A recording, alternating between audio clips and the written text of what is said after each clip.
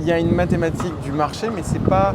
On pourrait penser, ah oui, par exemple, il y a 21 millions de bitcoins, donc la masse monétaire c'est juste trilliard. S'il a 90 000, mettons que c'est un trilliard. S'il a 100 000, bah, c'est un trilliard et 100 milliards.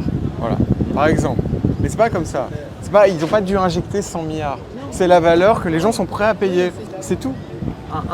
Un asset, donc un actif c'est comme pour de l'immobilier ou une action ou de l'art.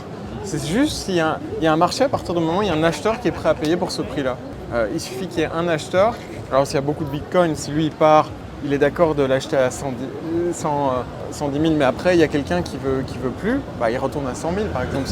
Si les autres acheteurs ont décidé que c'était 100 000. Ça c'est le marché qu'on appelle, c'est l'intelligence du marché, c'est le marché qui définit comme un compromis mutuel qui fait que le marché s'accorde sur un prix. Et c'est vrai pour tout, depuis la nuit des temps. C'est Pour le prix l'offre et la demande. Ouais, l'offre et la demande. Alors évidemment, elle est liée à un moment à une vraie production, surtout pour des biens comme, je sais pas moi, du blé ou des biens qui sont de consommation tangible. Oui, donc il y a une consommation, une production.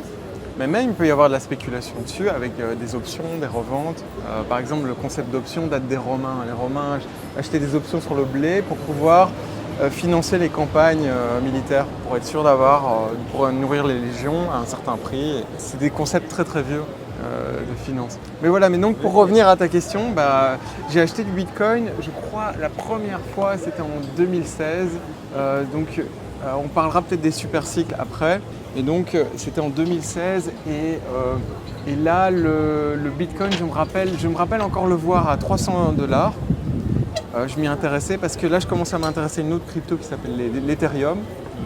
Et j'en minais un peu avec des cartes graphiques comme ça,